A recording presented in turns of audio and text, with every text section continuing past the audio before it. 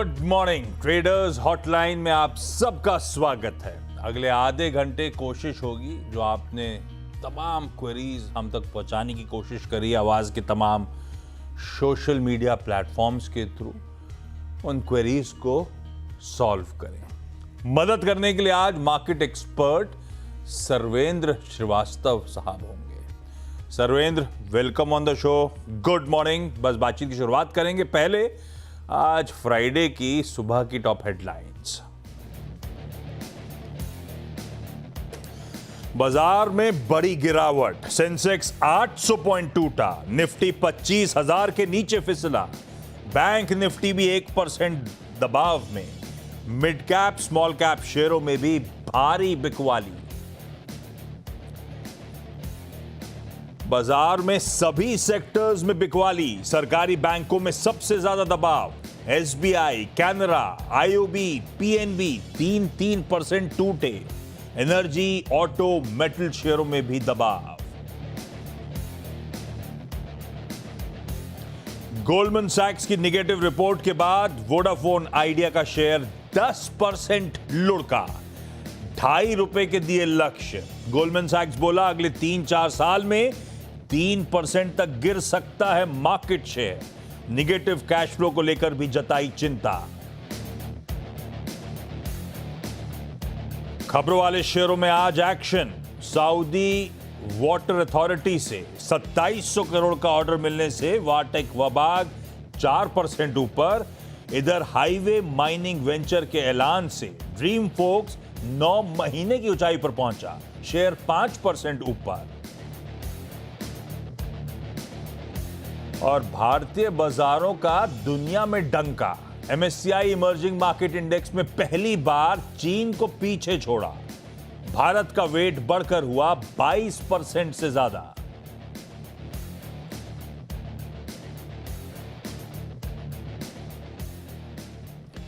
चलिए भाई, हफ्ते का आखिरी दिन था, सोचा था सब ठीक दिख रहा है ग्लोबली। यूएस का हैंडओवर मिला जुला था, एशिया ठीक ठाक कामकाज कर रहा था। हमने भी ठीक ही शुरुआत करी थी। 20-25 पॉइंट, अरे निफ्टी दिखाइए, ये सब बाद में। आप तो अपने सवाल भेजते रहिए, डायरेक्टर साहब भी दिखाना चाहते हैं। ये आईडी आपकी स्क्रीन पर है। सर्वे से मदद लेंगे आप लोग की क्वेरीज पर ये निफ्टी ज़्यादा इंपॉर्टेंट। डायरेक्टर साहब रुकिए जरा। शुरुआत ठंडी हुई जैसा ग्लोब इंडिकेट कर रहा था। मिला जुला सेशन था यूएस में, मिला जुला था एशिया। हम भी खुले ऐसे मिले जुले भाई, धीरे धीरे इंचअप कर रहे थे, 20-25 पॉइंट ऊपर चले गए। फिर शुरुआती आधा घंटा निकला होगा, उसके बाद से अचानक प्रेशर माउंट होता चले जा रहा है भारतीय बाजार में। सरप्राइजिंग है।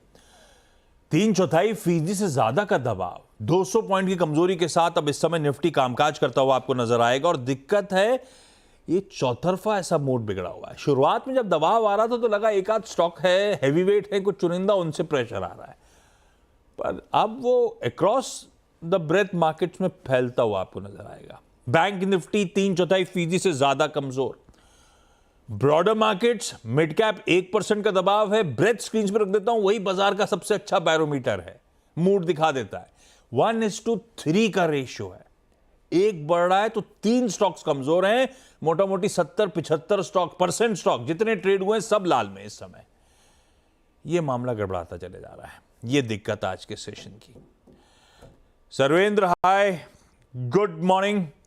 पहले तो निफ्टी पे आप लोग किस तरह का मूड बना के चल रहे हो? मैं जानता हूं आप डे टू डे एक्टिविटीज पे ज्यादा फोकस नहीं करते हो, फिर भी सर्वेंद्र एलिवेटेड लेवल्स पे बैठे हैं, बड़े इंपॉर्टेंट अपडेट्स ग्लोबली आने हैं।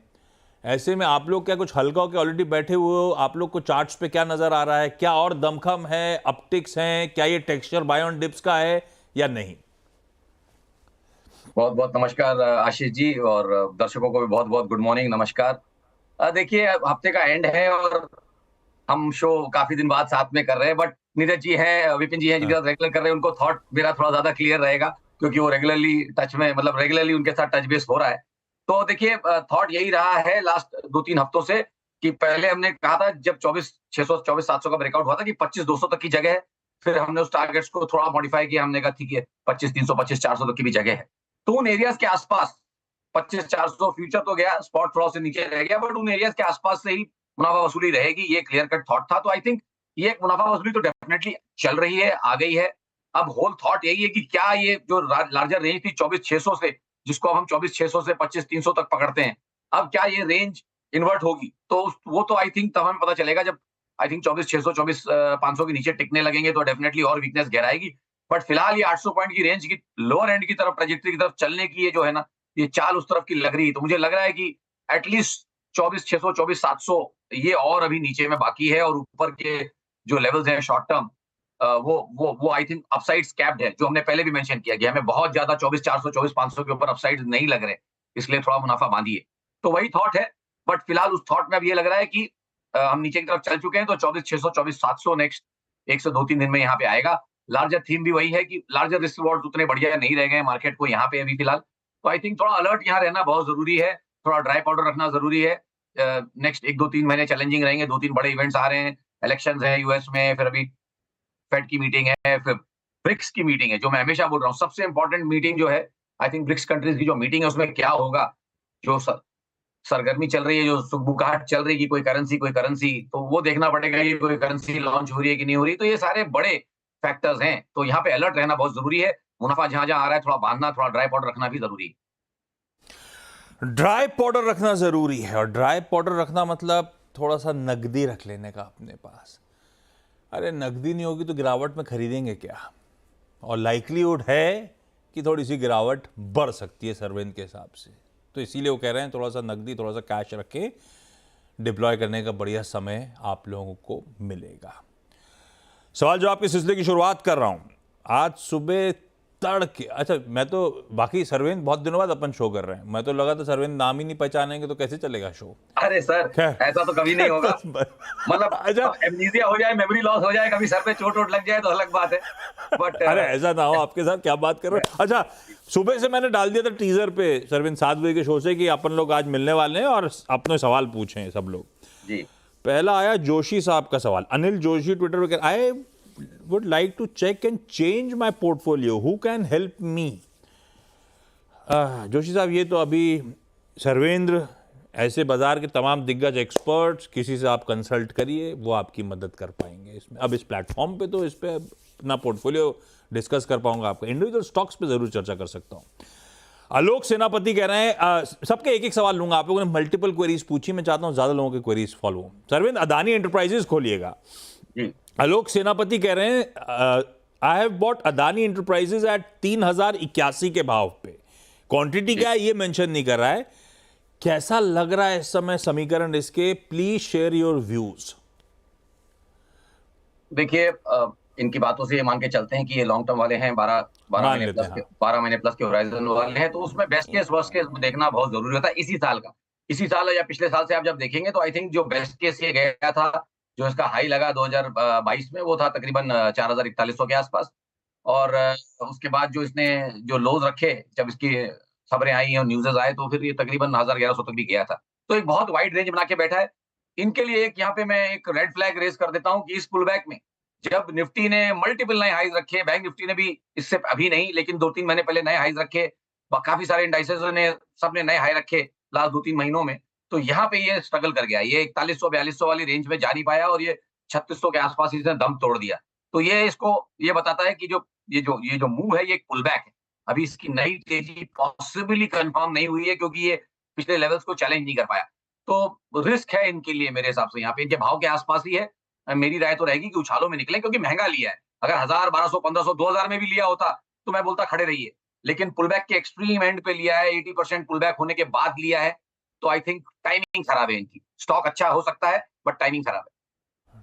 टाइमिंग खराब है, आपको उछाल में निकलने के मौके ढूंढने। सरवेंद, लौटता हूं, बहुत सारी क्वेरीज आ रही हैं, जी लेकिन जी इस बीच जी आज एक लिस्टिंग हुई थी बाजार स्टाइल रिटेल की। अब वक्त है उस मैनेजमेंट से बातचीत करने का। एक बार जरा स्टॉक का हॉटबोर्ड लेकर आइएगा। मेरे ख्याल से 389 रुपीज की इशू प्राइस थी, हाँ, 40-41 टाइम्स भरा था, पर आज दिन गड़बड़ हो गया इसकी लिस्टिंग का, फ्लैट लिस्टिंग हुई। अब फिर भी 6-7% उस लेवल से ऊपर आपको ट्रेड करता हुआ नजर आएगा। ये देखिए 6-7%, तो आज के दिनों में तो लिहाज से तो आप कहिए कि एक ठंडी लिस्टिंग रही है इसकी। खैर, इस कंपनी के प्लान्स, आगे के आउटलुक पर बातचीत करने के लिए हमारे साथ बाजार स्टाइल रिटेल के मैनेजिंग डायरेक्टर श्रेयांश सुराना साहब जुड़ते हुए। Shreyansh ji, good morning, congratulations primary market से सेकेंडरी मार्केट्स में डेब्यू करने के लिए आपको। पहले तो क्योंकि आप लोग थोड़े से रीजन सेंट्रिक ज्यादा हो, नॉर्थ ईस्ट की बेल्ट पे आप लोग का प्रेजेंस तगड़ा है। ऐसे में आप लोग के स्टोर एडिशन के प्लान्स क्या हैं? जो 20-30% की एनुअल ग्रोथ रेट अब तक दर्ज कर रहे थे आप लोग, एक्सपेक्ट करूं उसी तरह का काउंट आगे भी देखने को मिलेगा? और ज्योग्राफिकली थोड़ा सा और डिवर्सिफाई करोगे, नहीं करोगे आप लोग? सबसे पहले थैंक यू सो मच हमें इनवाइट करने के लिए, एंड आपके चैनल के माध्यम से thank you to all the person जिन्होंने हमें सब्सक्राइब किया एंड इतना ब्लॉकबस्टर हमारी लिस्टिंग करवाई। कमिंग टू द आपने जो क्वेश्चन पूछा उसके लिए, हमने लास्ट FY17 से FY24 के अंदर में बजाज स्टाइल ने लगभग 26% के कैगर रेवेन्यू पे ग्रो किया है। बेसिकली हम एक वैल्यू फैशन रिटेलर हैं जो कि Tier 2, Tier 3, Tier 4 के अंदर में रियल भारत में जाके शोरूम्स करते हैं। एंड FY24 में तक हमारे 162 दुकान हो चुकी है और 972 करोड़ का रेवेन्यू है। गोइंग फॉरवर्ड भी इंटेंट यही रहेगा कि ये जो मोमेंटम है इसको कंटिन्यू कर सके, एंड बाकी 21 डेज़ में हमारे रिजल्ट पब्लिश हो जाएंगे, उसके बाद हम आपको आगे की गाइडेंस भी दे पाएंगे। अच्छा, एवरेज बिलिंग पर कस्टमर आपकी करीब 1000 प्लस के अराउंड है। क्या ये एवरेज बिलिंग पर कस्टमर आप बेहतर होती हुई देख रहे हो आने वाले समय में? अब आप क्योंकि फॉरवर्ड गाइडेंस दे सकते हो, अब तक उस पर चर्चा नहीं हुई थी, आउटलुक कैसा है? देखिए, हमारे वैल्यू में हमने सिर्फ सिंपल एक ही कॉन्सेप्ट रखा है। एज ऑफ नाउ हमारा जो एवरेज ट्रांजैक्शन वैल्यू है वो 1038 रुपीज़ का है, जिसमें हम लोग 3.36 आर्टिकल्स सोल्ड करते हैं। तो टारगेट यही है कि अपना एवरेज ASP को नहीं बढ़ाए, 309 पे ही रखें और कस्टमर को ज़्यादा से ज़्यादा वैल्यू एड ऑन करके मर्चेंडाइजिंग में मेहनत करके क्वांटिटी बढ़ाए एक बिल के अंदर में। तो ये 3.36 को ज़्यादा से ज़्यादा बढ़ाए ताकि ATV ऑटोमेटिकली बढ़े विदाउट इंक्रीजिंग द ASP। चलिए सर, बेस्ट विशेष आपके। अब नतीजों पे खास तौर पर हम लोग की नजर रहेगी, तब फाइनेंशियल्स पे बातचीत करूंगा। सवाल जवाब की तरफ वापस लौट रहा हूं क्योंकि आज इंपॉर्टेंट दिन है, बहुत लोगों के सवाल आ रहे हैं। पहले एक फोन लाइन पे जुड़ते हुए जयपुर से मुकुट बिहारी वर्मा साहब। वर्मा जी, गुड मॉर्निंग, आपका सवाल सर। गुड मॉर्निंग सर, नमस्कार सर। नमस्ते सर, बताएं। मैं बराबर CNBC बराबर देखता रहता हूँ और फॉलो करता रहता हूँ इसको sir. Thank you so much sir. सवाल आज का?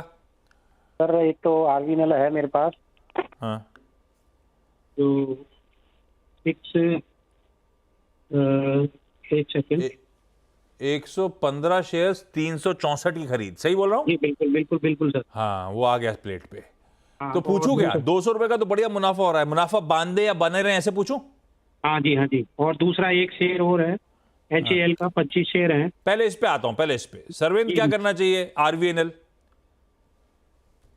देखिए अभी भी बढ़िया मुनाफे में है। मुझे लगता है इनको अराउंड 1/3 मुनाफा या आधा मुनाफा बांधेंगे तो अच्छा रहेगा। कॉस्टिंग इनकी नीचे चली जाएगी। आधा बांधेंगे तो थोड़ा सा, अगर ऊपर बेचे होते 600 के आसपास तो मैं मान के चल रहा हूँ ऑलमोस्ट फ्री हो जाता था इनका। बट देखिए, आई थिंक उछालों में थोड़ा यहाँ मुनाफा बांधने की डेफिनेटली कोशिश करें, बिकॉज नीचे के लेवल्स पे लेने के लिए मिलेगा।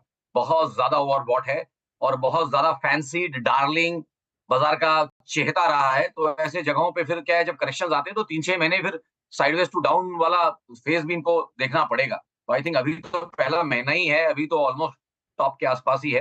थोड़ा मुनाफा बांधे। थोड़ा सा मुनाफा बांधना, थोड़ा मतलब इनके पास 115 है, आधे निकाल दूं या 50 निकाल दूं, ऐसा? हाँ, आई थिंक आधा निकाल दें। आधे निकाल देंगे तो बाकी की कॉस्टिंग बहुत इनकी अच्छी हो जाएगी। यस, ऑलमोस्ट फ्री तो नहीं होंगे। 600 के आसपास बेचते तो हाँ। ऑलमोस्ट फ्री हो जाते। 300 से 600 का आंकड़ा राउंड फिगर लेके चल रहा हूँ। बढ़िया उछालों में निकले या यहाँ पे निकले, थोड़ा निकले, मेरे ख्याल से थोड़ा ड्राई पाउडर कैपिटल थोड़ी सी निकाल लें, एटलीस्ट फ्री के शेयर छोड़ दें। ओके, आज का बजवर्ड है ड्राई पाउडर। आपको उस बात का ध्यान रखना है, जहां जहां मौके हों वहां पे थोड़ा सा मुनाफा वसूली करके काइश में एंजॉय करें, ऐसा सरविंद मानते हैं। अवधेश कुमार साहब का सवाल था ट्विटर पे। डायरेक्टर साहब, NHPC लेकर आइए चार्ट। सरविंद्र, आप भी खोल लीजिए। ये कह रहे हैं 658 क्वांटिटी NHPC की 96 के भाव पे, व्हाट शुड आई डू? जी देखिए, काफी चल गया है स्टॉक, बढ़िया चला है। इस लेग में काफी ओवरबॉट है। इनको ये समझ के चलना चाहिए कि भाई 15 रुपए वाली चीज 110 हुई है, जो कि बहुत बढ़िया रिटर्न होता है। और ये 4 साल का रिटर्न है, काफी अच्छा रिटर्न है यहाँ पे। और मेरे हिसाब से इसमें क्लियर कट अगर आप देखें तो 2000 साल के स्टार्ट से इसमें आपको सप्लाईज दिखेंगे और मुझे लगता है कि 110 के एरियाज में सेलर है इसमें। 3-4 बड़े टॉप्स 110, 112, 113 ऐसे एरियाज में दिख रहे हैं। तो मुझे नहीं लगता कि इसकी जो फ्रेश लेग्स या फ्रेश रीरेटिंग होगी वो थोड़ा टाइम बिताने के बाद, जो कि मुझे लगता है एटलीस्ट 3 से 6 महीने के बाद कुछ नया इसमें ढूँढना चाहिए या फिर ये 112, 113 ये इन एरियाज का ब्रेकआउट कर ले जाए वॉल्यूम के साथ अगले 1 से 3 महीने में। तो आई थिंक अगले 1 से 3 महीने में बहुत ज़्यादा रिस्क लॉट्स बचे नहीं है। ब्रेकआउट नहीं होता तब तक आई थिंक पिसता रहेगा और नीचे में मुझे लगता है कि 80-85 के लेवल्स भी यहाँ नीचे में आ सकते हैं। तो अगर ₹80 तक डाउन साइड से इनको कोई तकलीफ नहीं है तो ट्रेड में बने रहें, अन्यथा मेरे हिसाब से उछालों में निकलें। जब तक 113-14 के ऊपर नहीं टिकता तब तक नए समीकरण नहीं बनेंगे। ऑलरेडी पीछे बहुत अच्छा रिटर्न दे चुका है। आईएस खंडेलवाल, पिरामल एंटरप्राइजेज हैं, पीईएल। डॉक्टर साहब आप भी स्टॉक दिखाइएगा। 2000 शेयर्स, 988 की खरीद है। Can I hold for 6 months? If yes please mention expected targets and stop loss. देखिए ट्रेड में है, ठीक-ठाक पैसे भी बन रहे हैं तो और अब आया है अपने जहाँ पे हम स्टॉक करवट ले सकता है वो 1130-1140 के लेवल्स हैं, उनके ऊपर टिक जाता है तो I think definitely 52 week highs लग जाएंगे यहाँ पे। अभी तक 52 वीक हाईज यहाँ पे लगे नहीं है। आई थिंक 1140 के आसपास वो लेवल्स हैं। तो आई थिंक उन एरियाज की तरफ तो चला है। तो मेरे हिसाब से थोड़ा बने रहें। एक 3-6 महीने नहीं बोलूंगा, मैं कहूँगा 1 से 3 महीने बने रहें और कॉस्ट के आसपास स्टॉप लॉस भी जरूर रखें अगर वो ट्रेड इनको करना है और 1140-1100 की रेंज में थोड़ा अलर्ट रहें। अगर वहां पे मुनाफा वसूली दिख रही है तो खुद भी थोड़ा मुनाफा बांधें और अगर ब्रेकआउट हो जाता है तो फिर चाहे तो फिर 6 महीने के लिए बने रहे। कॉस्ट के पास अपना स्टॉप लॉस, आपकी 988 की खरीद है तो उसके इर्द गिर्द स्टॉप लॉस लगाइएगा। ओके, फरीदाबाद से मुकेश सयाल साहब जुड़ गए हैं। Mukesh ji, good morning sir, पूछे अपना सवाल। Good morning sir. Ashish ji, welcome to this program. Otherwise तो नीरज जी एंकर करते हैं। अरविंद भी मिस कर रहे हैं, आप भी मिस कर रहे हैं, मुझे पता है। मंडे को मिलेंगे नीरज जी आपको। नहीं, we don't miss him, we चलिए सर, वेलकम ये यू। तो ये वेलकम सरप्राइज है। मैंने तो अभी डाला कि आज सरप्राइज पैकेज में आशीष जी आए हैं। आज मैंने ट्विटर पे डाला अभी। मुकेश जी, सवाल कौन सा? सर मेरे 2 स्क्रिप्ट्स पे सवाल है। एक है जेन टेक्नोलॉजीज। जेन टेक्नोलॉजीज खरीदा हुआ है मुकेश जी? खरीदने का मन है? खरीदा हुआ है? ऑलरेडी 180 पे खरीदा हुआ है? मेरे पास ऑलरेडी 250 है 180 पे। अरे वाह मुकेश जी, तो आप पूछना क्या चाहते हो आप सर्वेन से इसके बारे में? Sir, what is the likely target in next 6 months? सर्वेन क्या बताएंगे? बढ़िया 180 की एक्विजिशन कॉस्ट। जी तो देखिए, फिलहाल तो मुझे लग रहा है कि थोड़ा यहाँ पे अटकेगा। थोड़ी सप्लाईज हैं इन एरियाज में 1800, 1850। आई थिंक उन एरियाज में थोड़ा इसमें थोड़ी सप्लाईज रहेंगी, इसीलिए वहां से थोड़ा नीचे भी आया है।